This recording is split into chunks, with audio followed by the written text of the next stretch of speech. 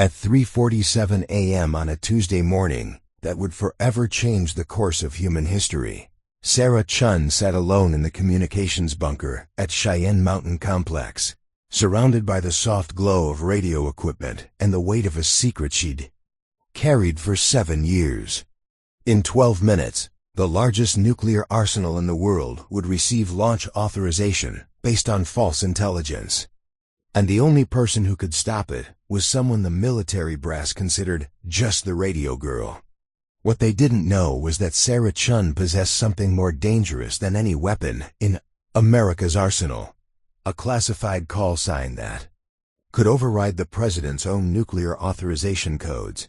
Before we jump back in, tell us where you're tuning in from, and if this story touches you, make sure you're subscribed, because tomorrow, I've saved something extra special for you. Sarah Chen had never intended to become invisible, but invisibility seemed to follow her wherever she went at Peterson Air Force Base in Colorado Springs. As she walked through the corridors of the Strategic Communications Center at 0600 hours, her footsteps echoed against polished floors, while conversations died down whenever she approached groups of her colleagues. "Morning, Chen," muttered Technical Sergeant Bradley Morrison, barely looking up from his equipment checklist. The acknowledgement was perfunctory, the kind of greeting reserved for someone whose presence was tolerated rather than welcomed. Sarah had grown accustomed to these hollow interactions over her 4 years of service, but they still stung every time. She settled into her assigned station in the radio communications bay, a cramped space filled with multiple frequency receivers, encryption devices, and emergency broadcast equipment. Her role as a communications specialist was precise and unglamorous. Monitor radio frequencies, relay messages between command centers, and maintain equipment that others considered boring, but essential. While her colleagues dreamed of piloting fighter jets or commanding tactical operations, Sarah found herself responsible for the invisible network that held military operations together. The morning briefing began promptly at 0630, conducted by Major Patricia Williams, a career officer whose stern demeanor commanded immediate respect. "Listen up, people," Williams announced, her voice cutting through the casual chatter. "Today marks the beginning of Exercise Thundershield, our annual nuclear readiness assessment. For the next 72 hours, we'll be testing every communication protocol in our arsenal." Sarah opened her notebook and began recording details, as she always did. Exercise Thundershield was the military's most comprehensive simulation of nuclear crisis management, involving multiple command centers, encrypted communications with strategic partners, and coordination with civilian emergency management agencies. It was also the most stressful period of the year for communications personnel, who were expected to maintain flawless performance under simulated crisis conditions. "Chen," Major Williams continued, pointing directly at Sarah, "you'll be monitoring frequency block 7 through 12. These handle backup communications with missile command centers and emergency broadcast networks. I don't expect much activity, but stay alert." The assignment was typical for Sarah, monitoring backup frequencies that rarely carried important traffic. While other specialists handled primary command channels and high-priority military communications, Sarah found herself relegated to what the others jokingly called the quiet zone. It was another reminder that despite her technical competence and 4 years of reliable service, she remained on the periphery of truly important operations. As the briefing concluded and personnel dispersed to their stations, Sarah overheard Staff Sergeant Kevin Martinez talking to his partner, Airman First Class Jennifer Walsh. "At least we don't have to babysit the backup channels," Martinez said with a chuckle. "Can you imagine spending 12 hours listening to static and weather reports?" Walsh glanced toward Sarah's station and lowered her voice, though not enough to prevent Sarah from hearing. "Someone has to do it, I guess. Chung seems to enjoy the quiet stuff anyway. She's not really cut out for high-pressure situations." The comment hit harder than Sarah expected. mainly because it contained a grain of truth that she couldn't deny. Throughout her military career, Sarah had consistently chosen assignments that kept her away from the center of action. She volunteered for night shifts, accepted routine monitoring duties, and avoided opportunities that might place her in leadership positions or crisis situations. Her personnel file reflected competence and reliability, but it also revealed a pattern of someone who preferred to remain safely in the background. But what her colleagues didn't understand was that Sarah's preference for quiet assignments wasn't born from timidity or lack of ambition. It stemmed from a carefully guarded secret that had shaped every decision she'd made since enlisting 4 years ago. Sarah Chen possessed knowledge that could destabilize the entire nuclear command structure, and she had spent years ensuring that knowledge remained buried. Growing up in San Francisco as the daughter of Dr. Michael Chen, a nuclear physicist who had worked on classified defense projects, Sarah had been exposed to conversations and documents that most people would never encounter. Her father's work involved designing fail-safe systems for nuclear weapons, and during her teenage years, she had often helped him organize research papers and technical manuals in his home office. One evening when she was 16, while organizing her father's files, Sarah discovered a folder containing documentation for something called Protocol 77 Alpha. The papers described an emergency override system built into the nuclear command structure, a classified call sign that could halt nuclear launch sequences even after presidential authorization had been given.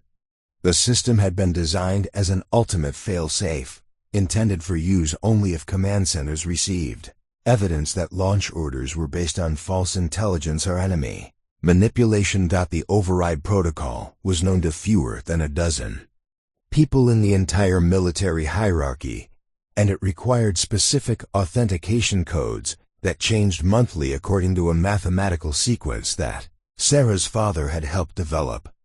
Most crucially, the protocol could only be activated by someone with access to strategic communications equipment and knowledge of the proper authentication procedures. Sarah had never intended to memorize the authentication sequence, but her natural aptitude for mathematics and her father's unconscious habit of discussing complex problems aloud had embedded the pattern in her mind.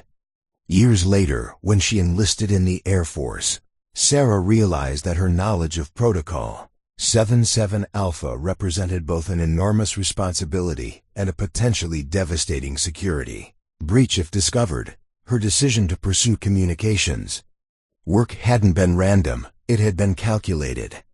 By positioning herself in roles that provided access to strategic radio equipment while maintaining a low profile, Sarah had created the possibility of activating the override protocol if circumstances ever required it.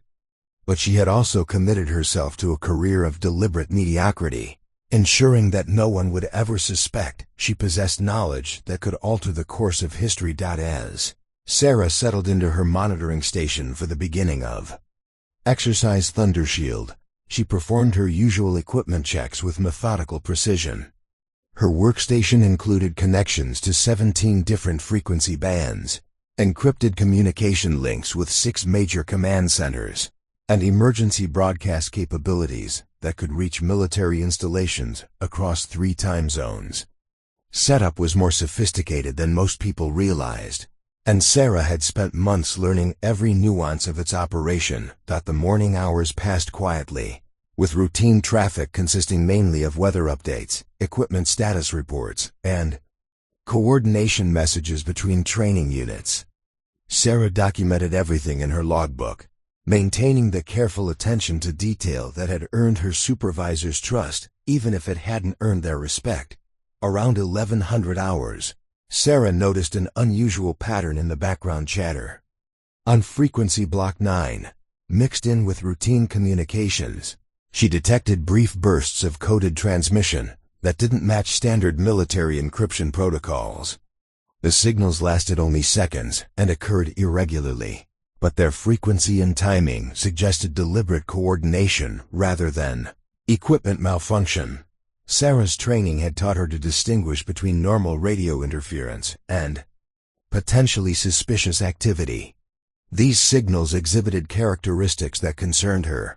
They appeared during gaps in regular traffic, used encryption methods that her equipment couldn't immediately decode, and seemed to originate from multiple locations simultaneously. She debated whether to report the anomaly immediately or gather additional data to support her observations. Her past experiences had taught her that raising concerns without substantial evidence often resulted in dismissive responses from supervisors who questioned her judgment. Sarah decided to continue monitoring while documenting the suspicious signals in detail. Over the next 2 hours, the pattern became more pronounced. The coded bursts increased in frequency and appeared to be responding to each other, suggesting a coordinated communication network operating outside official military channels. Sarah realized she was potentially witnessing the kind of security breach that Exercise Thunder Shield was designed to detect, but as she prepared to alert Major Williams about her findings, Sarah discovered something that made her blood run cold. One of the coded transmissions included a brief segment that used authentication protocols from Protocol 77 Alpha, the nuclear override system that was supposed to be known only to the highest levels of command. Someone was using fragments of the most classified nuclear safety protocol for unauthorized communications. And Sarah was the only person monitoring these frequencies who would recognize what she was hearing. The weight of her secret knowledge crashed down on her as she realized that Exercise Thunder Shield might not be a simulation after all. Someone was testing the nuclear command structure's vulnerabilities, and they appeared to have access to information that could compromise the entire system. Sarah stared at her monitoring equipment, understanding that the next decision she made could determine whether the quiet radio operator remained invisible, or whether she would be forced to reveal capabilities that she had hidden for years. The backup frequencies that her colleagues dismissed as unimportant were carrying intelligence that could threaten national security. And she was the only one listening. Preparing and narrating this story took us a lot of time. So if you are enjoying it, subscribe to our channel. It means a lot to us. Now back to the story. Sarah's hands trembled slightly as she fine-tuned her monitoring equipment to isolate the suspicious transmissions. The authentication fragments she'd detected weren't random. They followed a specific pattern that matched the mathematical sequence her father had developed for Protocol 77 Alpha. But something was wrong with the implementation. The codes were being used incorrectly, as if someone had partial knowledge but lacked complete understanding of the system. She initiated a secondary recording protocol, creating an encrypted backup of everything she was monitoring. If these transmissions represented what she suspected, she would need irrefutable evidence to convince anyone in authority. Sarah had learned from previous experiences that her word alone carried little weight with superior officers who viewed her as a competent but unremarkable technician. The communications bay hummed with activity around her as other specialists handled the primary exercise traffic. Staff Sergeant Martinez was coordinating with missile defense systems, his voice crisp and professional as he relayed simulated threat assessments. Airman Walsh managed communications with strategic bomber units, tracking aircraft positions across multiple time zones. Their work was visible, important, and recognized, everything Sarah's assignments typically weren't. But today, the quiet frequencies that others ignored were carrying the most critical intelligence of all. At 13:47 hours, Sarah intercepted a transmission that made her stomach drop. Hidden within what appeared to be routine equipment diagnostics, she detected a complete Protocol 77 Alpha authentication sequence. Not fragments this time, but the full mathematical progression that could theoretically override nuclear launch commands. The transmission lasted only 43 seconds, but it contained enough classified information to compromise the entire fail-safe system. Sarah immediately began triangulating the transmission's origin point, using direction finding. equipment that most communications specialists rarely accessed. The signal appeared to originate from somewhere within a 50-mile radius of Peterson Air Force Base, suggesting that whoever was transmitting had intimate knowledge of exercise thunder, Shield's communication protocols, and timing. Her analysis revealed something even more disturbing. The unauthorized transmissions were occurring precisely during gaps in official exercise communications, indicating that someone was monitoring military frequencies in real time and timing their broadcasts. To avoid detection, this level of coordination required either inside knowledge of exercise protocols or sophisticated intelligence gathering capabilities. Sarah faced a decision that would define her career and potentially her life. She could report her findings through normal channels, risking dismissal if her superiors couldn't verify the threat. She could continue monitoring silently, hoping to gather more evidence before taking action. Or she could begin preparing to use her classified knowledge if the situation escalated beyond normal security protocols. The decision was complicated by her understanding of military hierarchy and her position within it. Sarah had spent 4 years deliberately maintaining a low profile, avoiding situations that might draw attention to her capabilities or knowledge. Suddenly emerging as the person who had detected a sophisticated security breach would invite scrutiny that could expose her secret knowledge of protocol 7-7-alpha. But remaining silent while potential enemies tested nuclear override protocols was unthinkable. At 14:20 hours, Sarah made her choice. She walked across the communications bay to Major Williams's station, where the commanding officer was reviewing exercise status reports with characteristic intensity. "Ma'am," Sarah said quietly, "I need to report unusual activity on the backup frequencies." Major Williams looked up with mild annoyance, clearly preoccupied with more pressing exercise coordination. "What kind of activity, Chen? Equipment malfunction?" "No, ma'am. Unauthorized transmissions using encrypted protocols that don't match our standard communications.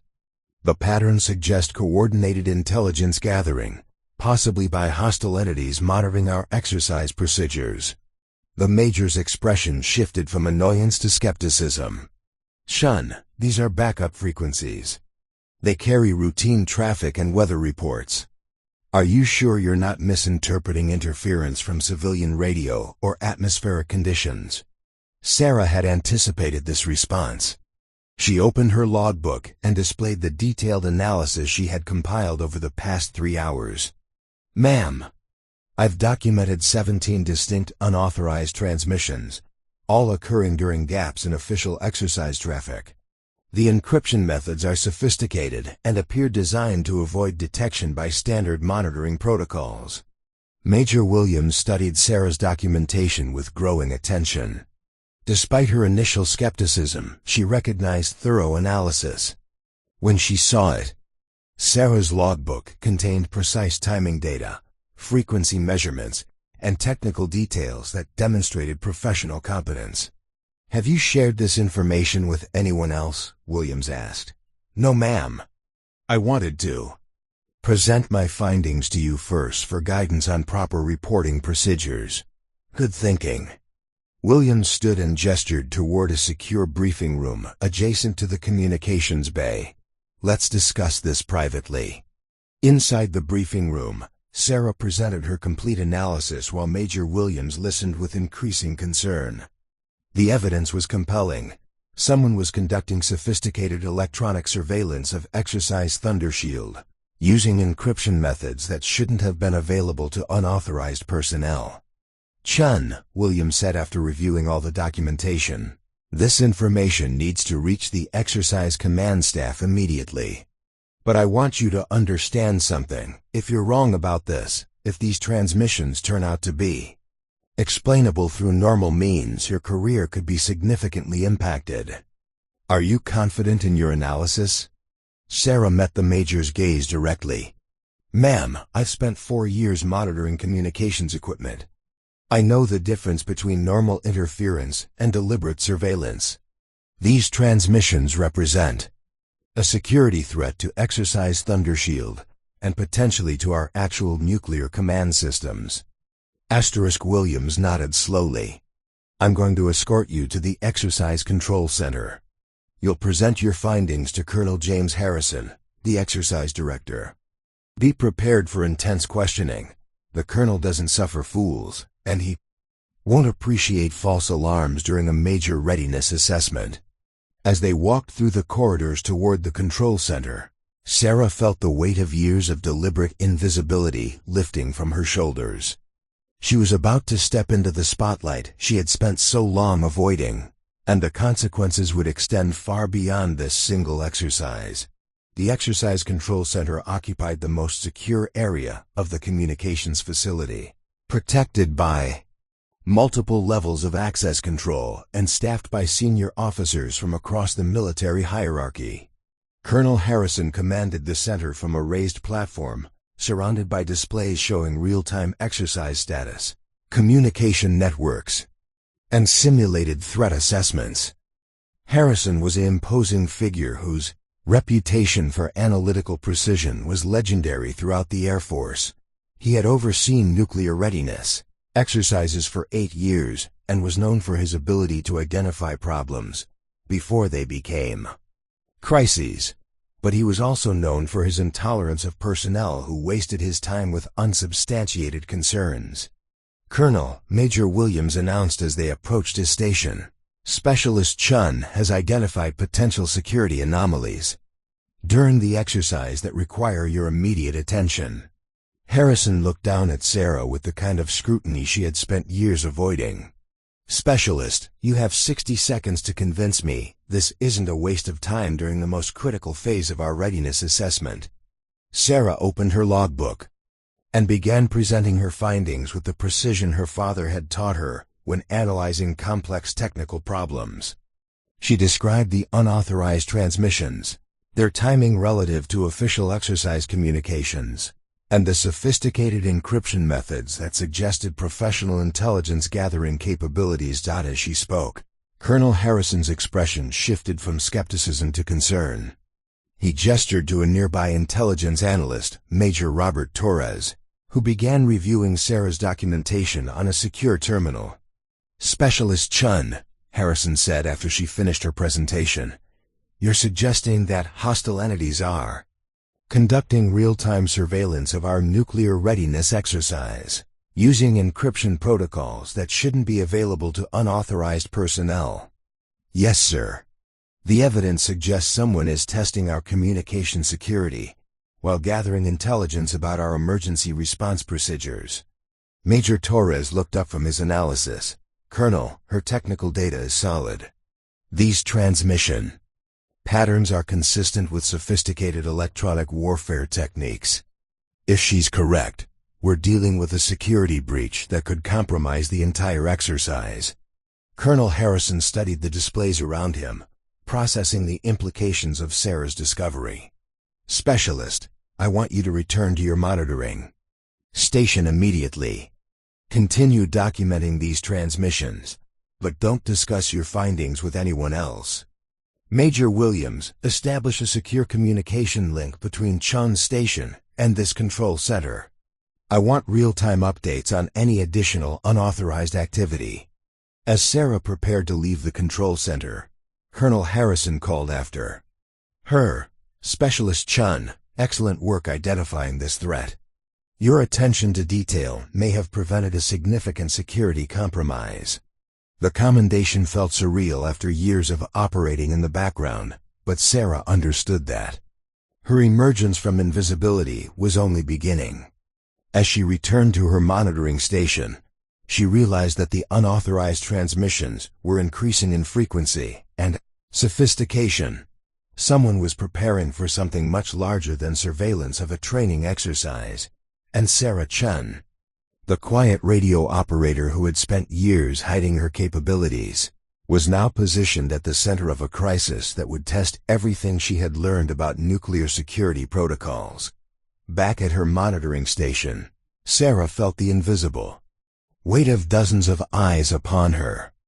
Word had spread quickly through the communications bay that the quiet specialist who handled backup frequencies, had identified a significant security threat. Her colleagues' attitudes had shifted from dismissive tolerance to curious respect. But Sarah found the attention more unsettling than the years of being ignored. Staff Sergeant Martinez approached her station during a brief lull in exercise communications. "Chen," he said, his voice carrying a tone she'd never heard from him before. "Heard you caught something big on the backup channels. Mind if I ask what kind of threat we're dealing with?" Sarah glanced around the communications bay, noting that several other specialists had paused their work to listen to her response. The secure link to the exercise control center that Colonel Harrison had established meant that everything she said was being monitored by command staff, adding another layer of pressure to an already tense situation.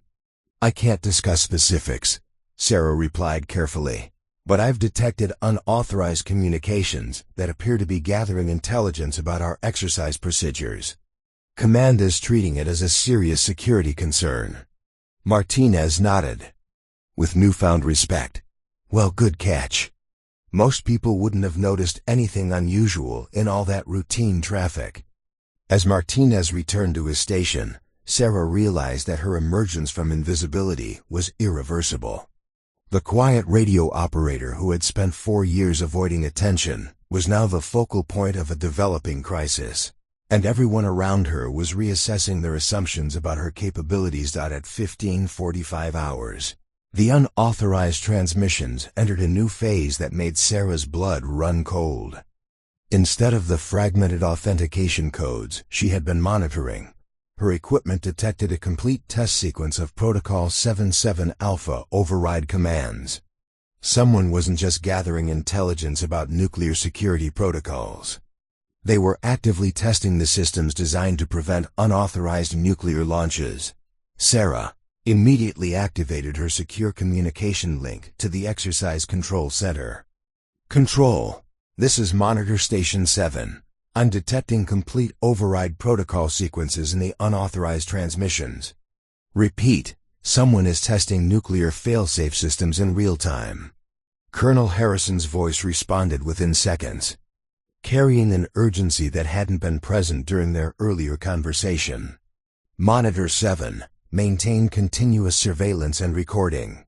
Do not acknowledge or respond to any unauthorized communications. We're implementing security protocols immediately." Throughout the communications bay, red security lights began flashing as the facility transitioned to lockdown status. All personnel were restricted to their assigned stations, and additional security teams took positions at critical access points. Exercise Thunder Shield was no longer a simulation. It had become an active security operation with real-world implications. Sarah watched her monitoring equipment with growing horror as the unauthorized transmissions became more sophisticated and coordinated. Multiple signal sources were now active simultaneously, creating a communication network that spanned several states. The level of organization suggested that this wasn't the work of amateur hackers or foreign intelligence gathering. This was a coordinated operation by entities with extensive knowledge of American nuclear security systems. Major Williams appeared at Sarah's station, accompanied by Captain Lisa Rodriguez from the Air Force Office of Special Investigations. The captain carried classified technical equipment that Sarah recognized as advanced signal analysis gear used for counterintelligence operations. "Specialist Chen," Captain Rodriguez said, "I need you to walk me through everything you've detected since this morning. Start from the beginning and don't leave out any details, no matter how insignificant they might seem." For the next 30 minutes, Sarah provided a comprehensive briefing while Captain Rodriguez analyzed her recorded data using specialized equipment. The captain's expressions grew increasingly grave as she reviewed the evidence, confirming Sarah's worst fears about the scope and sophistication of the unauthorized communications. "Specialist," Rodriguez said after completing her analysis, "you've identified what appears to be a coordinated penetration test of our nuclear command systems. The entities conducting these transmissions have access to classified authentication. protocols, and detailed knowledge of our security procedures. This represents a threat to national security at the highest level. Sarah felt a chill run down her spine as the full implications became clear. Someone had gained access to information that could potentially compromise the entire nuclear command structure, and they were using Exercise Thundershield as cover to test their capabilities without triggering normal security responses. There was something else troubling Sarah about the unauthorized transmissions, something she couldn't share with Captain Rodriguez or anyone else without revealing her own classified knowledge. The override sequences being tested weren't just any nuclear security protocols. They were specifically testing Protocol 77 Alpha, the ultimate fail-safe system that could halt nuclear launches even after presidential authorization. Someone knew about the most classified nuclear safety protocol in existence, and they were testing whether they could manipulate or disable it. At 16:30 hours, Sarah's monitoring equipment detected a transmission that made her realize the situation was far worse than anyone imagined. Hidden within what appeared to be another test sequence, she identified communication protocols that weren't part of Exercise Thundershield at all. These were live authentication codes from actual nuclear command centers being transmitted and tested in real time. The unauthorized entities weren't just gathering intelligence about simulated nuclear procedures. They were accessing real nuclear command systems while using the exercise as camouflage. Sarah's hands shook as she activated her secure communication link to report this development. The weight of her secret knowledge about Protocol 77 Alpha suddenly felt overwhelming. She was the only person monitoring these frequencies who understood the true scope of what was happening, and she couldn't fully explain her concerns without revealing capabilities that could destabilize her entire career. "Control, this is Monitor 7, Sarah said, her voice steady despite her internal turmoil. "I'm detecting what appears to be live authentication sequences mixed with the test protocols. Someone may be accessing actual nuclear command systems, not just exercise simulations."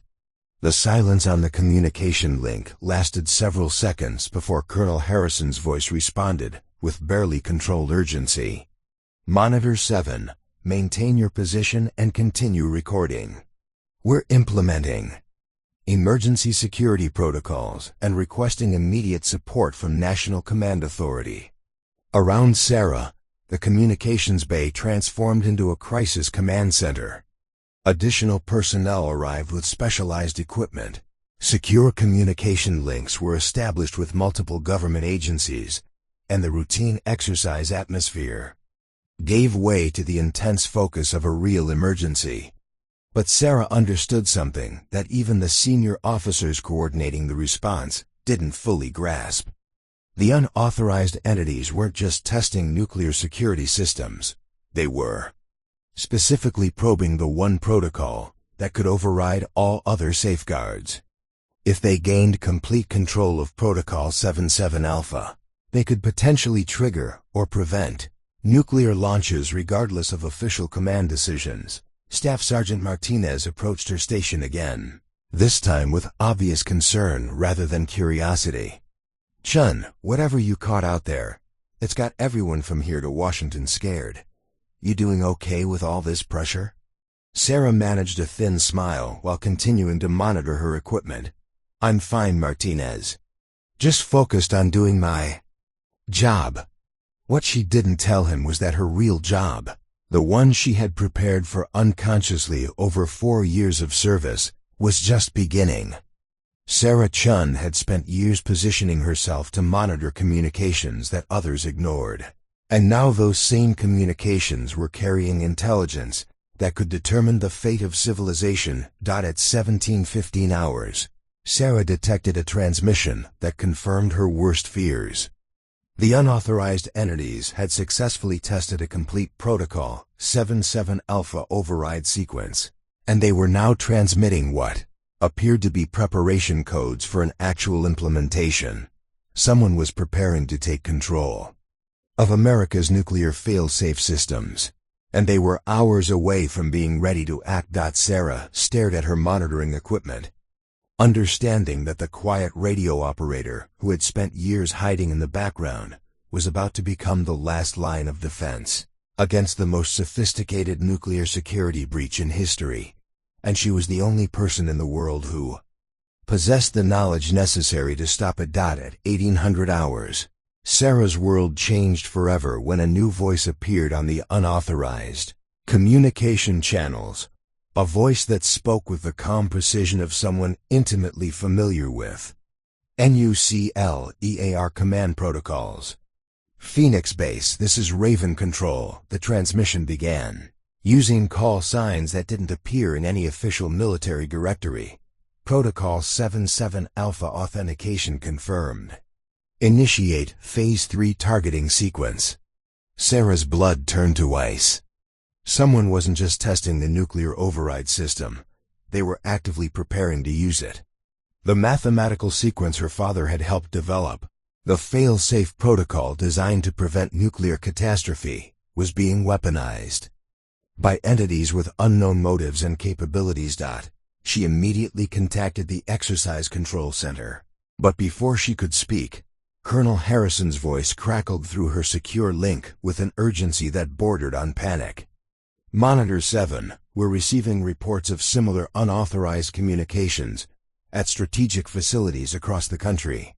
Whatever you've detected appears to be part of a coordinated national security incident. Continue monitoring and prepare for possible evacuation procedures. Sarah understood that evacuation might soon become irrelevant for everyone. If hostile entities gained complete control of Protocol 77 Alpha, they could manipulate the entire nuclear command structure, potentially triggering launches that would make evacuation meaningless. But as she continued monitoring the unauthorized transmissions, Sarah began detecting inconsistencies that suggested the hostile entities' knowledge of Protocol 77 Alpha wasn't complete. They were using the correct mathematical progressions, but their implementation contained subtle errors that indicated they possessed stolen information rather than comprehensive understanding of the system. The realization presented Sarah with a terrible choice. She could continue monitoring passively, hoping that the incomplete knowledge would prevent the hostile entities from successfully implementing their plans. Or she could reveal her own classified knowledge to help command staff understand the true nature of the threat and develop countermeasures. Either choice would fundamentally alter her life and potentially compromise national security in different ways. At 1825 hours, Captain Rodriguez returned to Sarah's station, accompanied by General Patricia Hayes, a senior officer whose presence indicated that the crisis had reached the highest levels of military command. General Hayes carried herself with the authority of someone who had spent decades managing nuclear security, and her expression suggested she understood the gravity of the situation. "Specialist Chen," General Hayes said without preamble, "your monitoring work has identified what appears to be the most sophisticated penetration of our nuclear command systems in history. I need you to provide me with your professional assessment of these unauthorized communications." Sarah took a deep breath, understanding that her response could determine the course of events for millions of people. "Ma'am, the unauthorized entities are testing specific nuclear override protocols, but their implementation suggests incomplete knowledge of the systems they're attempting to compromise. They're making systematic errors that indicate they're working from stolen information rather than comprehensive technical understanding." General Hayes studied Sarah with the intensity of someone evaluating a critical intelligence asset. "Specialist, your analysis is remarkably detailed for someone whose official role involves monitoring routine communications. How are you able to assess the technical accuracy of nuclear override protocols?" The question Sarah had dreaded for 4 years hung in the air between them. She could continue deflecting, claiming that her assessment was based on standard communications training and general technical knowledge. Or she could reveal the truth that would explain her unique understanding of what they were facing. Sarah made the decision that would define the rest of her life. "Ma'am, my father is Dr. Michael Chen, one of the nuclear physicists who helped develop the fail-safe systems currently being compromised. Growing up, I was exposed to technical documentation and theoretical discussions about nuclear security protocols. I possess knowledge about these systems that extends beyond my official training." The silence that followed Sarah's revelation seemed to stretch for hours, though it lasted only seconds. General Hayes exchanged glances with Captain Rodriguez before focusing her attention entirely on Sarah. "Specialist Chen, are you telling me that you have unauthorized knowledge of classified nuclear security protocols?" "Yes, ma'am. Specifically, I have detailed knowledge of Protocol 77 Alpha, the ultimate override system that the unauthorized entities are attempting to compromise." General Hayes's expression shifted from surprise to calculation as she processed the implications of Sarah's admission. "Captain Rodriguez, clear this area of all non-essential personnel immediately. We need to establish a secure briefing environment." Within minutes, the area around Sarah's monitoring station had been isolated, with security personnel ensuring that their conversation remained private. General Hayes activated a portable secure communication device that would encrypt their discussion and prevent unauthorized monitoring. "Specialist Chen," the general began, "I need you to understand the gravity of what you're telling me. Unauthorized possession of classified nuclear information is a federal crime that could result in decades of imprisonment. However, if your knowledge can help us prevent a national security catastrophe, we may be able to find alternative resolutions to your situation." Sarah nodded, understanding that she was crossing a line from which there would be no return. "Ma'am, I'm willing to provide whatever assistance is necessary to protect national security. The unauthorized entities are specifically targeting Protocol 77 Alpha, and their current implementation suggests they don't fully understand the authentication requirements." "Explain what you mean by authentication requirements." Sarah opened her personal notebook, revealing pages of mathematical calculations and system diagrams that she had maintained throughout her military service. The documentation represented years of careful analysis, combining her father's original research with her own observations of nuclear communication systems. Protocol 77 Alpha requires a dual authentication sequence, Sarah explained, displaying her calculations. The mathematical progression that the unauthorized entities are testing represents only the primary authentication. Complete. Implementation requires a secondary authentication sequence that changes according to lunar calendar calculations and solar radiation measurements. General Hayes studied Sarah's documentation with growing amazement. "Specialist, this level of technical detail suggests you have comprehensive understanding of our most classified nuclear safety systems." "Yes, ma'am. I've spent 4 years positioning myself in communications roles that would allow me to monitor these protocols if circumstances required intervention. I never intended to reveal this knowledge unless absolutely necessary."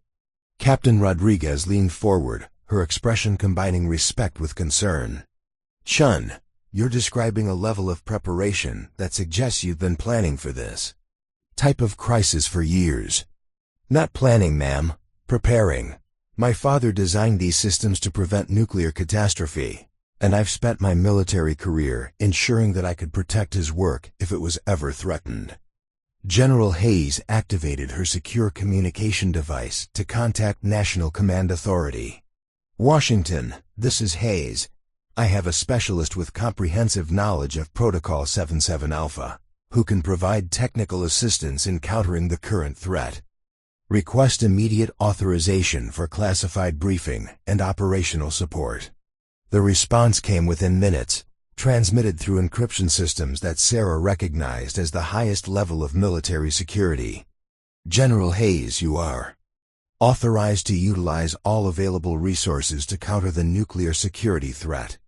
Specialist Chun is granted temporary security clearance for operational necessity. Proceed with technical briefing immediately. Sarah felt the weight of years of secrecy lifting from her shoulders as she prepared to share knowledge that could prevent the most catastrophic security breach in human history. The quiet radio operator who had spent 4 years hiding her capabilities was about to become the primary technical advisor for defending America's nuclear command systems. "Ma'am," Sarah said, opening her monitoring equipment to display real-time unauthorized transmissions, "the hostile entities are approximately 6 hours away from completing their preparation phase. If they successfully implement Protocol 77 Alpha without the secondary authentication sequence, they could trigger false nuclear launch orders that would be indistinguishable from legitimate presidential authorization." General Hayes studied the transmission data with the understanding of someone who had spent decades managing nuclear security. "Specialist Chen, what would be required to prevent their implementation?" Sarah looked directly at the general, understanding that her next words would determine whether civilization survived the night. "Ma'am, someone with complete knowledge of Protocol 77 Alpha would need to activate the secondary authentication sequence before the hostile entities complete their implementation.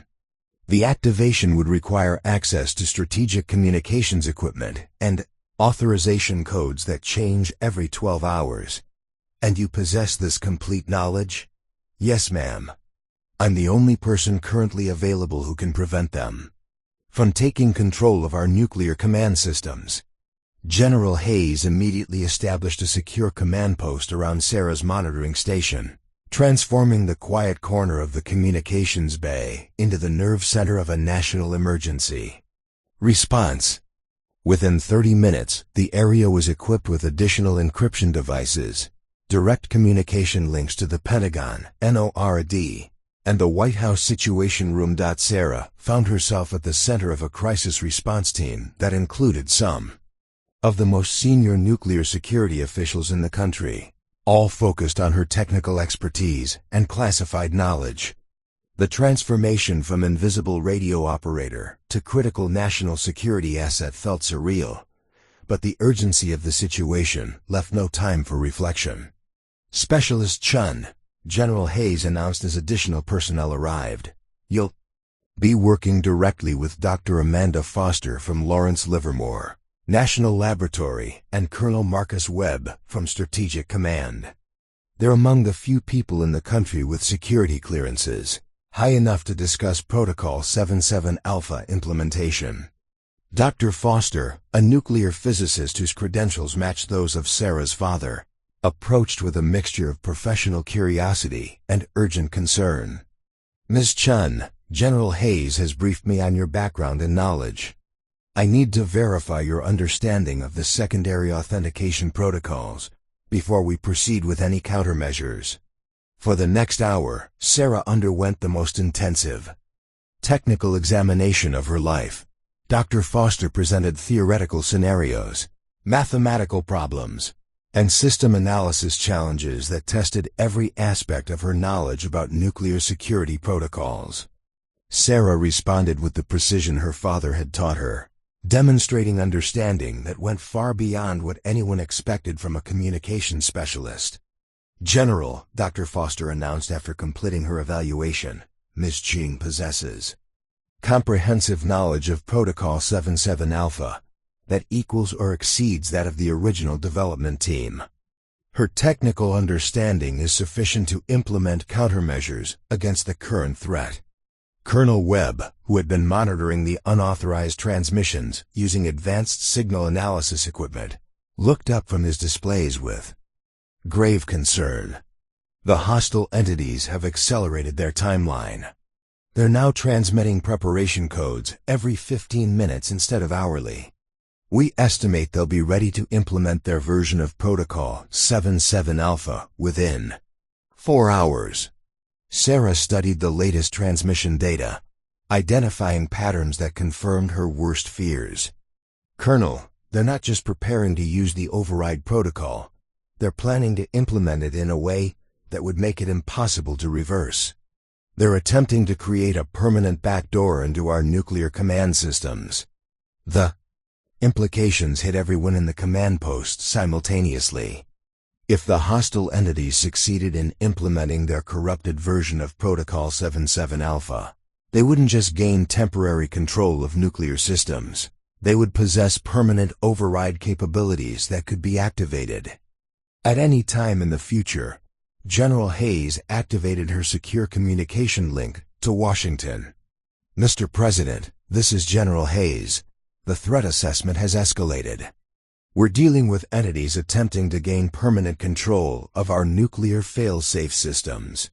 Specialist Chen has identified a method to prevent their implementation, but it requires immediate presidential authorization for Protocol 77 Alpha activation." The response from the White House came through multiple layers of encryption, involving voice authentication, biometric verification, and code sequences that Sarah recognized as the highest level of nuclear security clearance. "General Hayes, you have presidential authorization to implement all necessary countermeasures to protect nuclear command integrity. Specialist Chen is granted temporary authority to access Protocol 77 Alpha under your direct supervision." Sarah felt the weight of nuclear command authority settling on her shoulders as she prepared to implement protocols that had never been tested outside of theoretical simulations. The mathematical sequences her father had developed were about to be used in a real-world crisis that could determine the survival of civilization.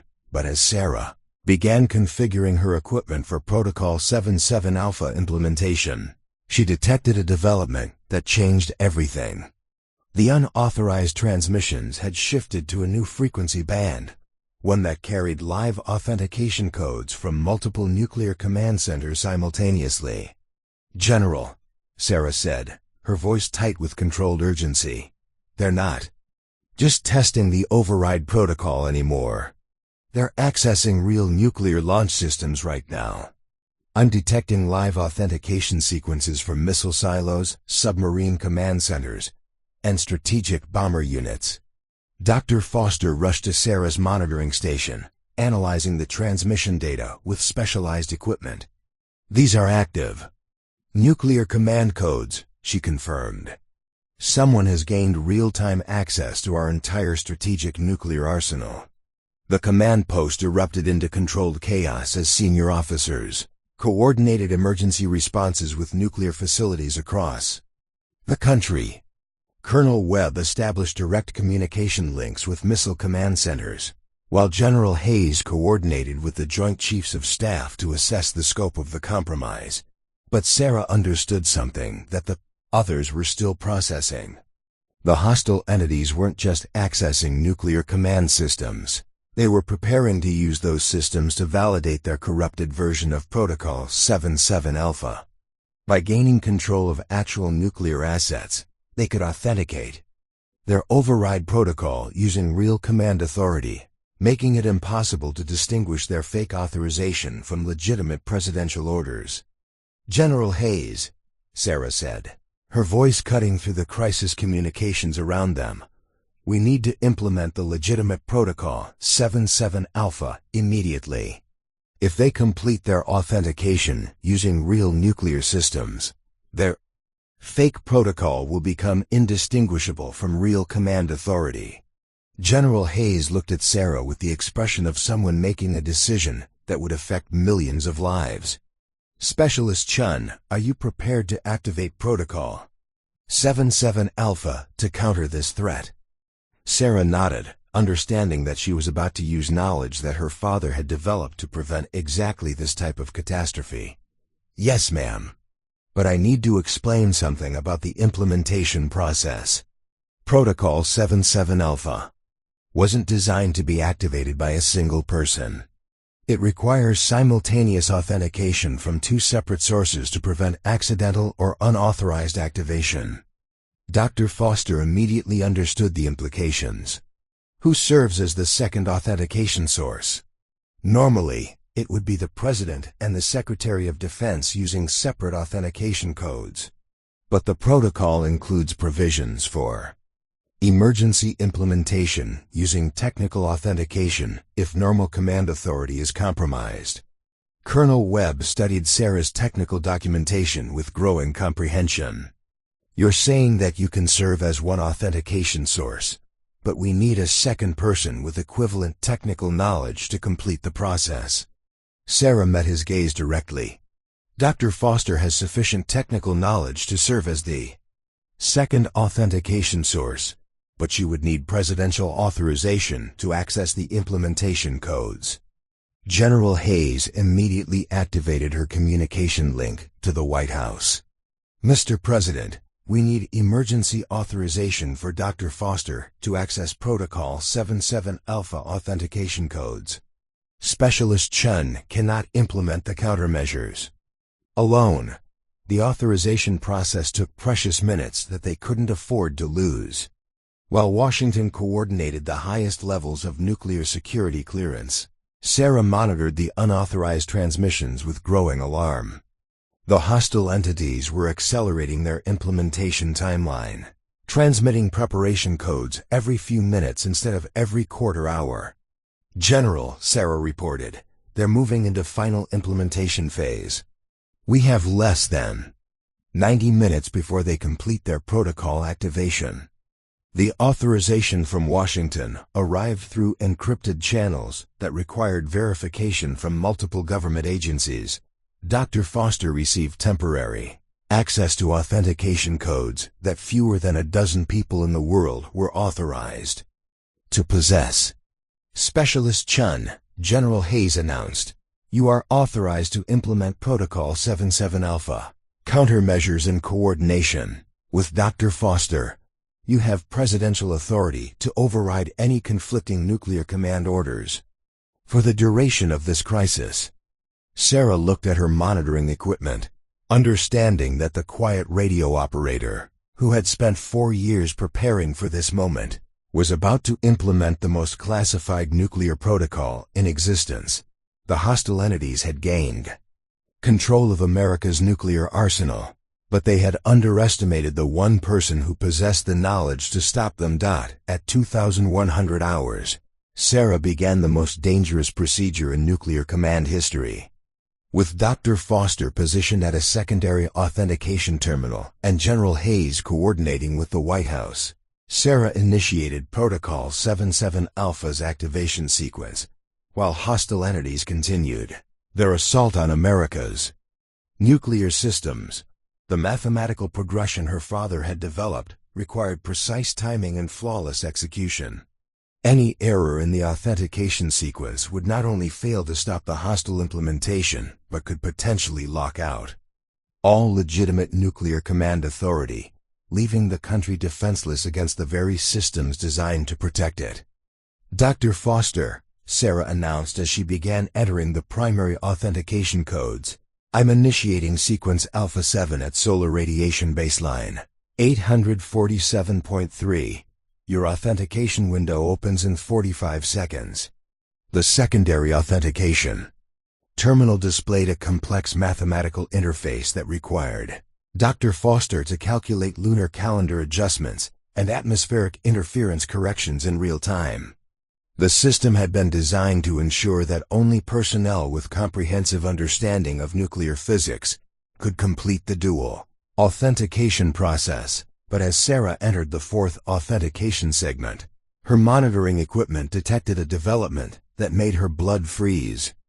The hostile entities had accelerated beyond their previous timeline.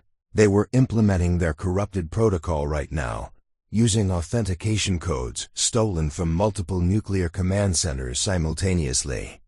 "General Hayes," Sarah called out while maintaining her focus on the authentication sequence. "They're implementing their protocol now, not in 90 minutes. We have less than 10 minutes before they gain permanent control of our nuclear systems." The command post erupted into crisis management as officers coordinated emergency responses with nuclear facilities across the country. But Sarah understood that traditional security responses would be useless against entities who had already penetrated the most secure systems in existence. "Dr. Foster, accelerate your authentication sequence," Sarah commanded. "We need to complete Protocol 77 Alpha implementation before they finish their activation.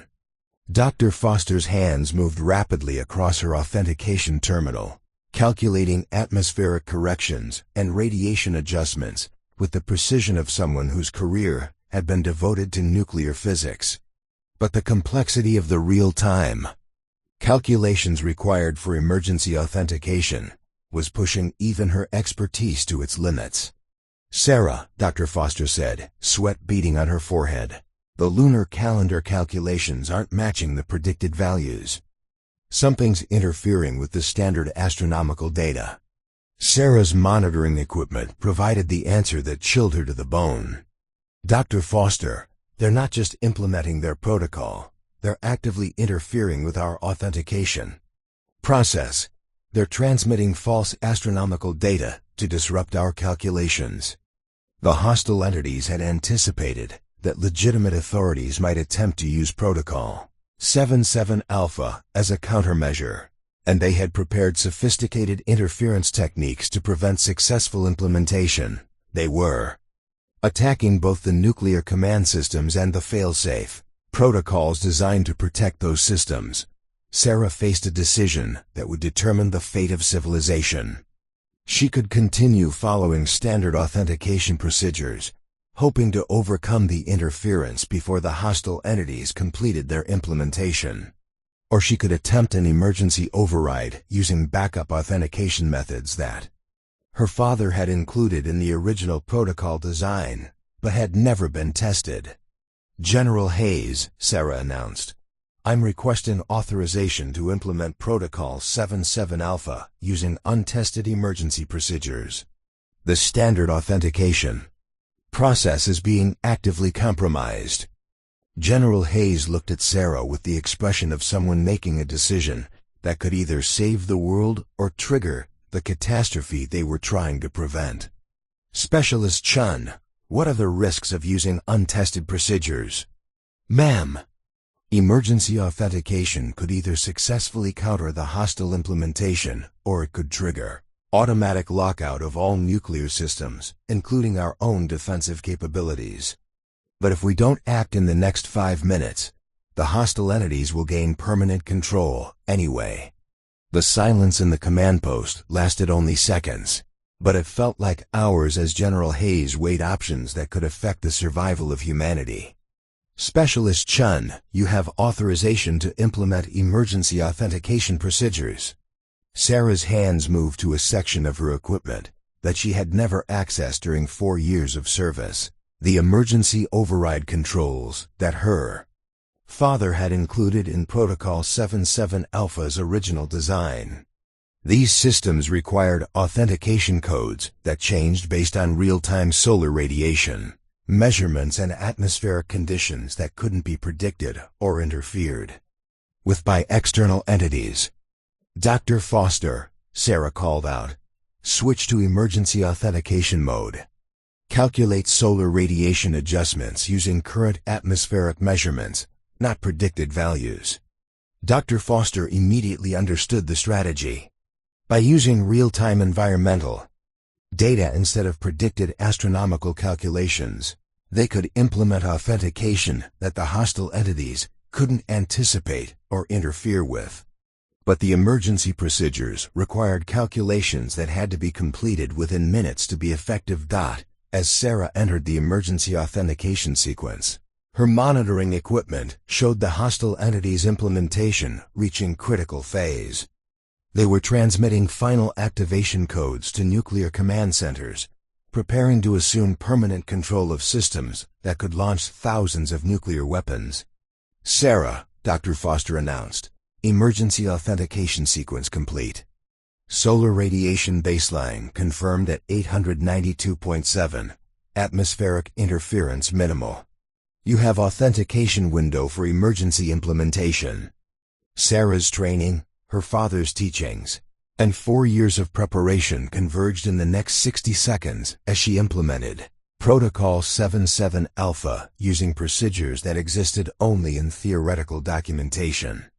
The mathematical sequences flowed through her fingers with precision born of years of practice, while her monitoring equipment tracked the progress of both legitimate and hostile implementations in real dash time. At 2,107 hours, Sarah completed the emergency authentication sequence and activated Protocol 77 Alpha's ultimate override capabilities.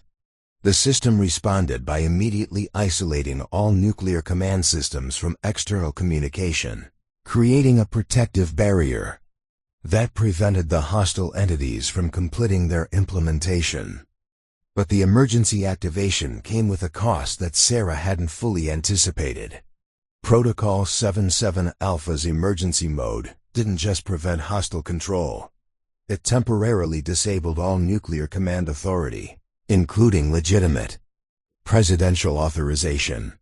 For the next 4 hours, America's nuclear arsenal would be completely isolated from external control while the system reset and verified the integrity of all command protocols. General Hayes, Sarah reported, monitoring. The system status displays that confirmed successful implementation. Protocol 77 Alpha is active. All nuclear systems are secured against hostile control, but legitimate command authority is also temporarily disabled while the system completes security verification.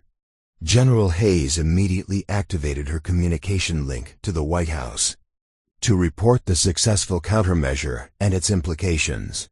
The President and national security leadership needed to understand that while the immediate threat had been neutralized, America's nuclear deterrent capability would be offline for several hours. Dr. Foster studied the system readouts with amazement and relief.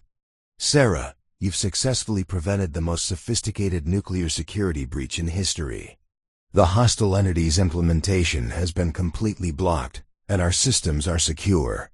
But as Sarah monitored the aftermath of Protocol 77 Alpha activation, she detected something that made her realize the crisis wasn't entirely over.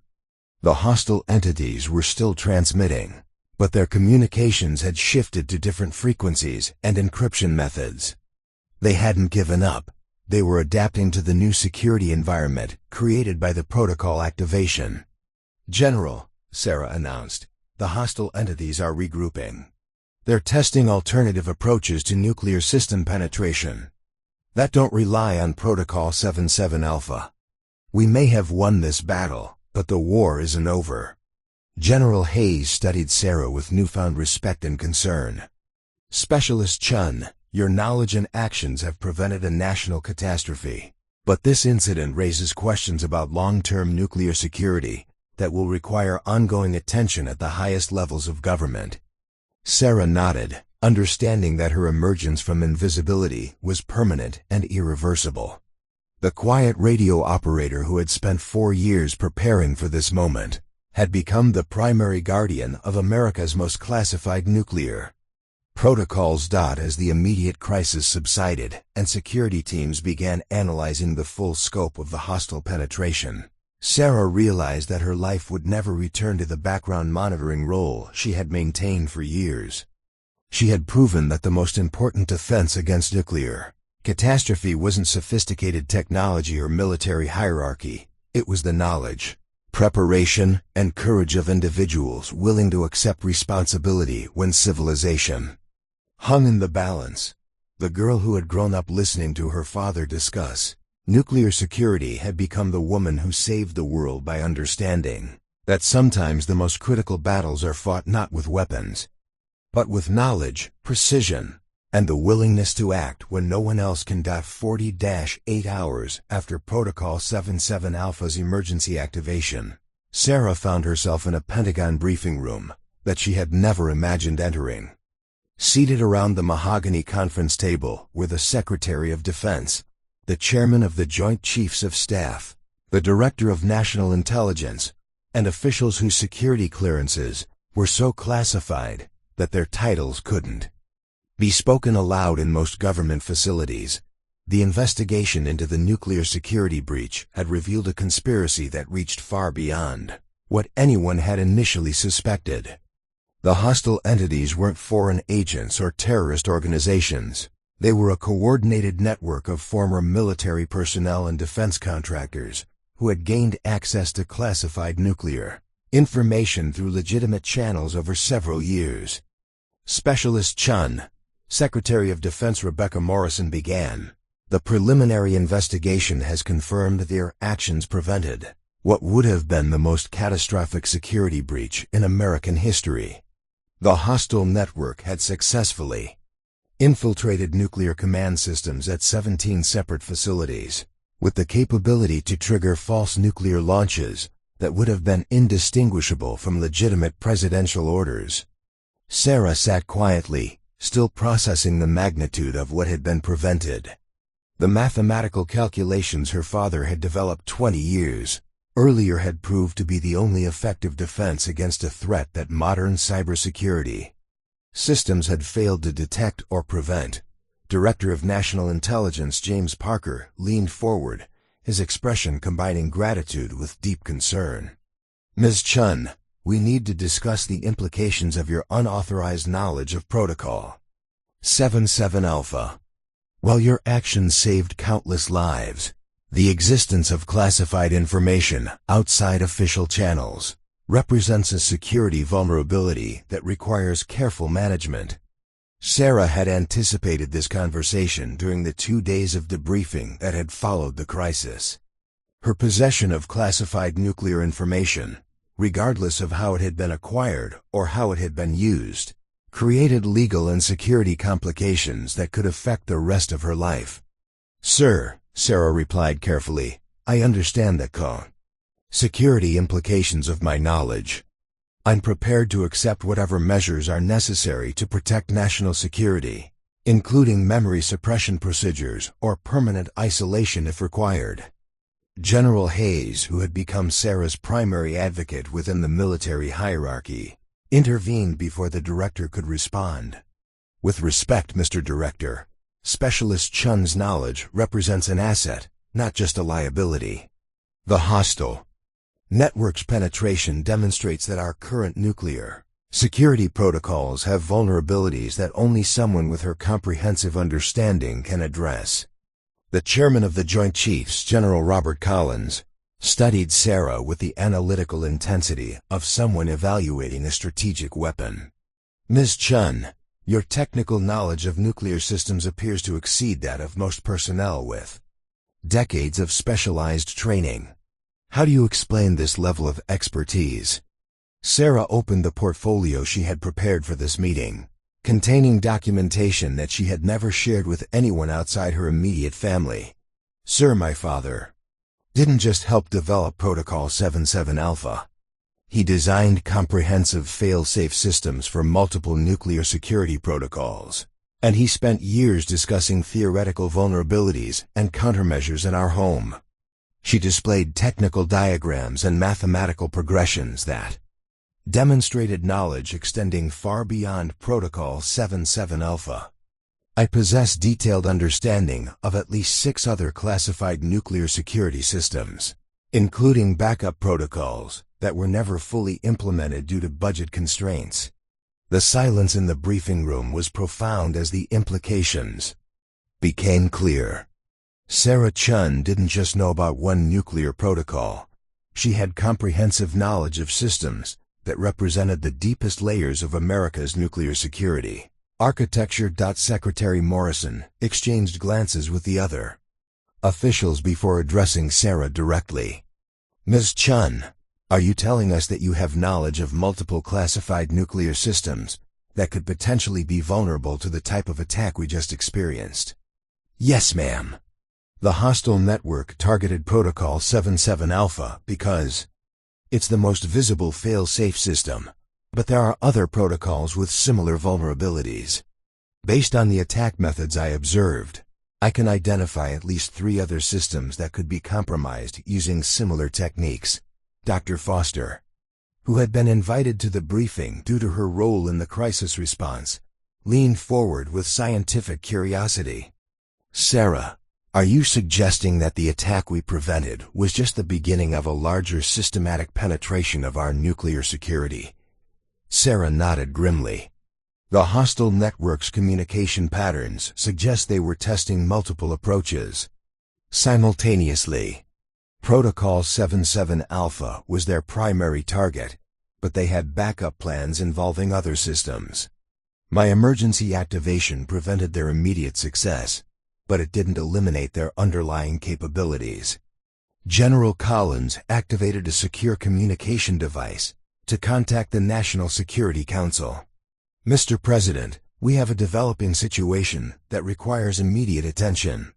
Specialist Chen has identified additional vulnerabilities in our nuclear security systems that may be under active attack."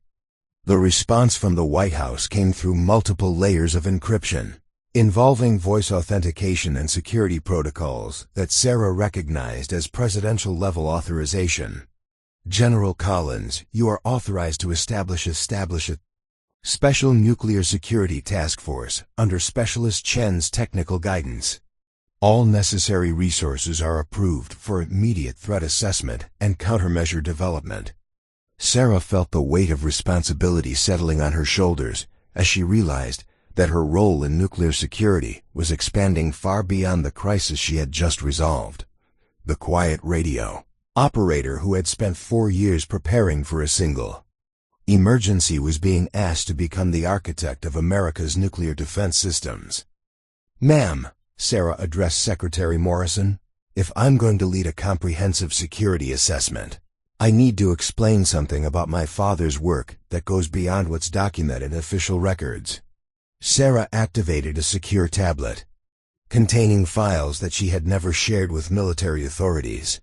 "My father didn't just design fail-safe systems. He identified systematic vulnerabilities in nuclear command architecture that he believed could eventually be exploited by sophisticated adversaries. He developed theoretical countermeasures that were never implemented because they required fundamental changes to existing systems." The documentation Sarah displayed contained technical specifications for nuclear security protocols that were decades ahead of current implementation. Her father had essentially designed next-generation nuclear security systems based on his understanding of how current systems could be compromised. Director Parker studied the theoretical countermeasures with growing amazement. "Ms. Chen, these designs appear to address vulnerabilities that we're only now beginning to understand. Your father predicted attack methods that didn't become feasible until recent advances in cyber warfare and artificial intelligence." "Sir," my father understood that nuclear security wasn't just about preventing unauthorized launches. He recognized that the greatest threat would come from entities who could manipulate security systems themselves, using our own fail-safes against us." General Hayes looked at Sarah with newfound understanding. "Specialist Chen, you've been preparing for this type of crisis your entire adult life, haven't you?" Sarah met the general's gaze directly. "Ma'am, I've been preparing to protect systems that my father designed to prevent nuclear catastrophe." The hostile networks attack confirmed that his predictions about systematic vulnerabilities were accurate. Secretary Morrison made a decision that would reshape Sarah's life and America's nuclear security architecture. "Ms. Chen, I'm authorizing your promotion to lieutenant and your assignment as Director of Advanced Nuclear Security Protocols. You'll have access to all classified nuclear systems and authority to implement comprehensive security upgrades based on your father's theoretical work." The promotion represented a career advancement that would normally require decades of service and specialized training. But Sarah understood that her new role wasn't just about career progression. It was about accepting responsibility for protecting civilization from threats that most people couldn't imagine. "Ma'am, I accept the assignment, but I need to request one condition. Any security protocols I develop must include provisions for emergency activation by personnel outside the normal command hierarchy." The hostile network's success demonstrated that traditional security chains can be compromised. General Collins nodded approvingly. "You're thinking like someone who understands that the greatest threats often come from inside the system itself."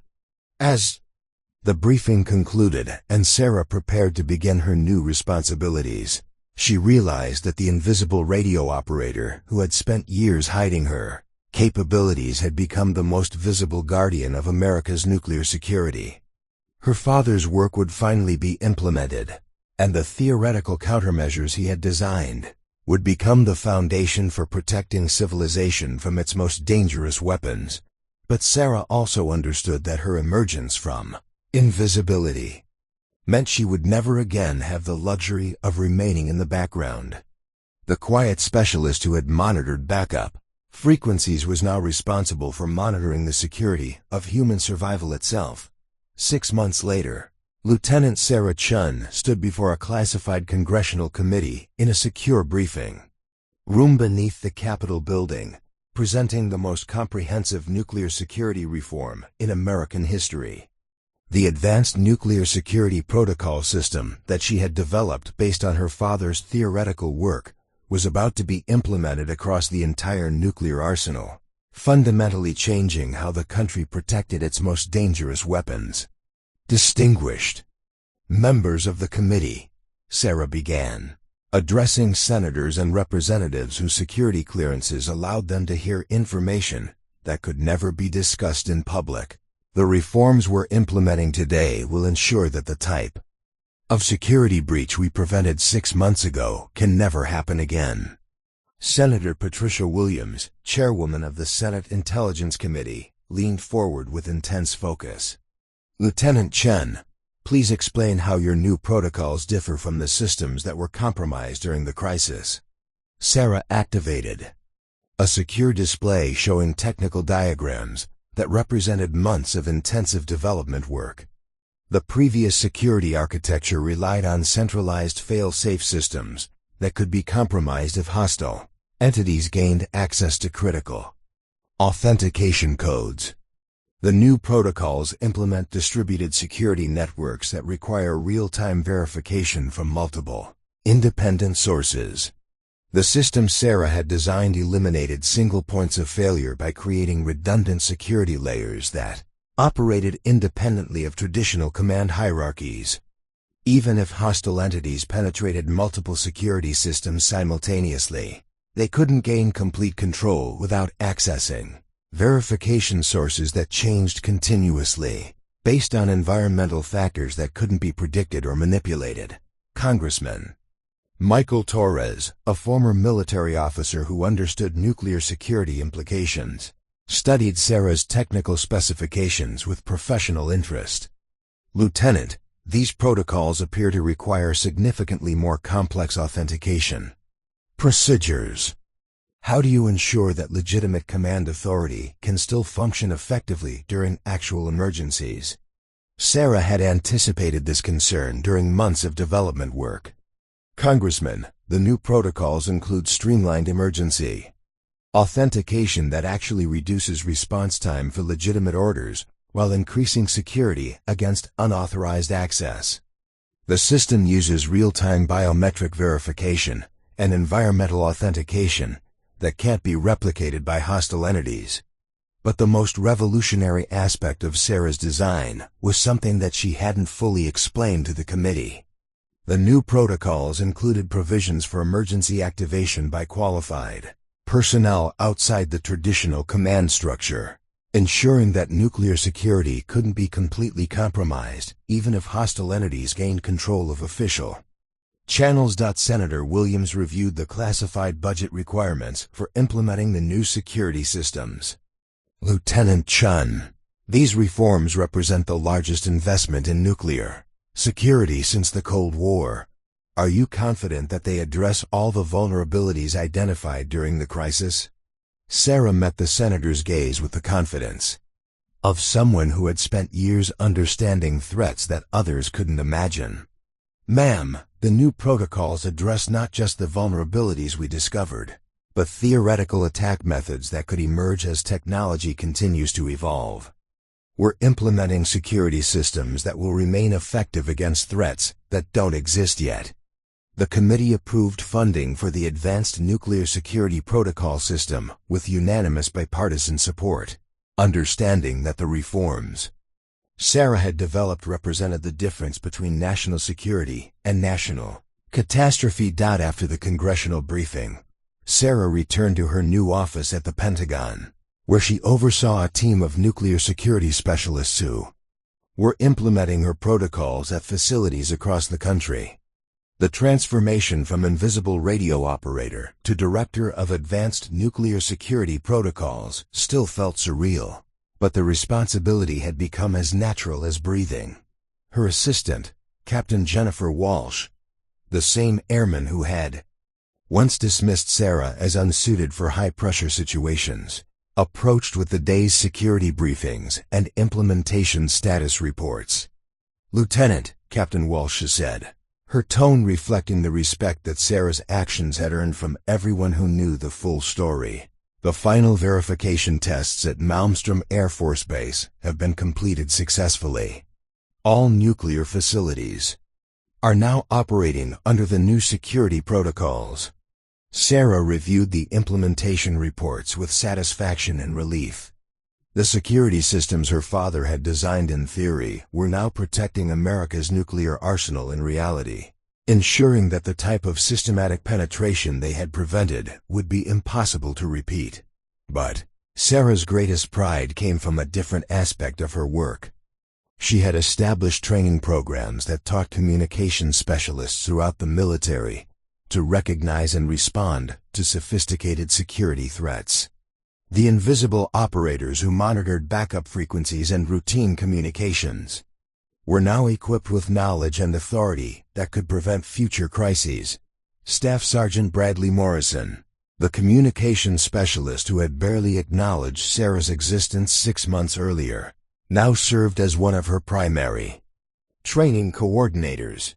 He approached her office with updates on the latest group of specialists completing advanced security training. "Lieutenant," Morrison said, "the communications personnel we've trained are identifying potential security anomalies that previous protocols would have missed completely.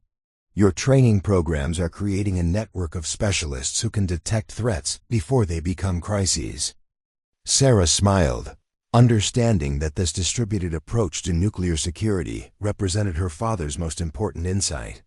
The greatest protection against catastrophic threats came not from centralized authority or sophisticated technology, but from qualified individuals who possessed the knowledge and courage to act when others couldn't see the danger. That evening, Sarah visited her father at their family home in San Francisco, bringing classified documentation that she could finally share with the man whose theoretical work had saved civilization. Dr. Michael Chun studied his daughter's implementation reports with amazement and pride.